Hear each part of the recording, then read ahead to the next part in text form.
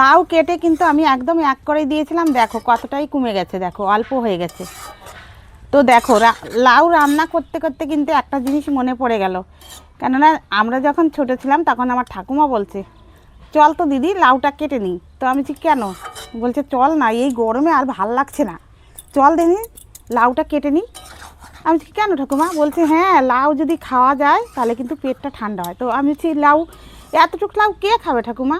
বলছে কি শোন, যদি থাকে সুমন তাহলে কিন্তু এক বিছানায় দশ। হ্যালো বন্ধুরা, দেখো আমি সকাল সকাল কিন্তু রান্না করতে চলে আসছি। কী করবো বলো তো? আজকে আমি করব লাউ ঘন্ট কাতল মাছের মুড়ো দিয়ে কিন্তু।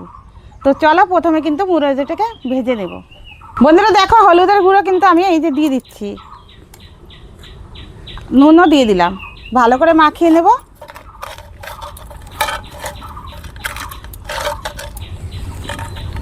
এই দেখো বন্ধুরা, কত বড় বড় মুড়ো।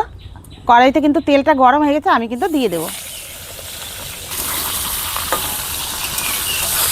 দেখো বন্ধুরা, সুন্দর করে কিন্তু মাছের মুড়াটাকে আমি সুন্দর করে একদম লাল লাল করে ভেজে নিয়েছি। ওই ভাজা তেলেই কিন্তু আমি ফোড়ন করে দেবো। কি কি ফোড়ন দেবো বলতো? গোটা জিরে দিয়ে দেবো, জায়গা করে নিলাম, আর কিছুটা পেস্ট কেটে রেখেছিলাম জিরি জিরি করে, ওটা দিয়ে দিচ্ছি। দেখো সুন্দর করে কিন্তু ভাজা ভাজা হয়ে গেছে, মাছের সঙ্গে সঙ্গে, মাছের মুড়োর সঙ্গে সঙ্গে কিন্তু ভাজা ভাজা হয়ে গেছে। এখন কিন্তু এই দেখো লাউ কেটে রেখেছিলাম জিরি জিরি করে, আমি কিন্তু এখন দিয়ে দেবো। হলুদের গুঁড়ো দিয়ে দিলাম, ভালো করে নেড়ে চেড়ে দেবো। লাউটা কিন্তু ওদিকে ভাজাও হচ্ছে, আর এদিকে কিন্তু আমি কাঁচা জিরাটা বেটে নিচ্ছি। এই দেখো একজন, আর যদি থাকে কুমন তাহলে এক বিছানায় একজন। তো এরকম করে কিন্তু আমার ঠাকুমা বলতো। বন্ধুরা দেখো, হলে কি করবে? ওই তো দেখো, যেরকম আমার ঠাকুমা বলেছে ওরকম। দেখো অল্প হয়ে গেলে কি হবে, যদি তোমার সুমন থাকে এই অল্পতে কিন্তু সবাই মিলে খাওয়া হয়ে যাবে।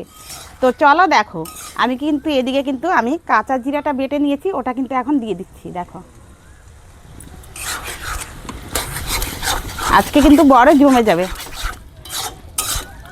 কি সুন্দর করে কিন্তু লাউটাকে ভেজে নিয়েছি, আর এদিকে দেখো আতপ চালের গুঁড়ো কিন্তু আমি পাটাতে বেটে নিয়েছি, আমি কিন্তু এখন দিয়ে দেব।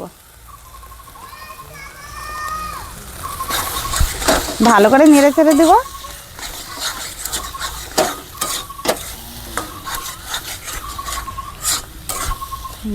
বন্ধুরা দেখো কি সুন্দর করে কিন্তু আমি লাউটা কিন্তু একদম ঘন্ট করে নিলাম। দেখো, আর এই গরমে কিন্তু লাউ খেতে সবাই ভালোবাসে, আমার তো খুবই প্রিয়। এবার তোমাদের কেমন আমাকে কিন্তু অবশ্যই জানাবে। আর দেখো, যখন যে হয়তো অনেকে লাউ খেতে চায় না, অনেকে বলে কি হ্যাঁ আমি লাউ খাবো না, কিন্তু না, এরকমভাবে যদি করো সবাই কিন্তু, বড় থেকে ছোট কিন্তু সবাই লাউ খেতে ভালোবাসবে, কেননা এখন গরম বুঝতেই পারছো। তো আমি কিন্তু হয়ে গেছে, এখন আমি কিন্তু এখন নামিয়ে নেব। আর অবশ্যই কিন্তু তোমরা একবার অন্তত আমার মতন করে ট্রাই করবে, সত্যি বলছি।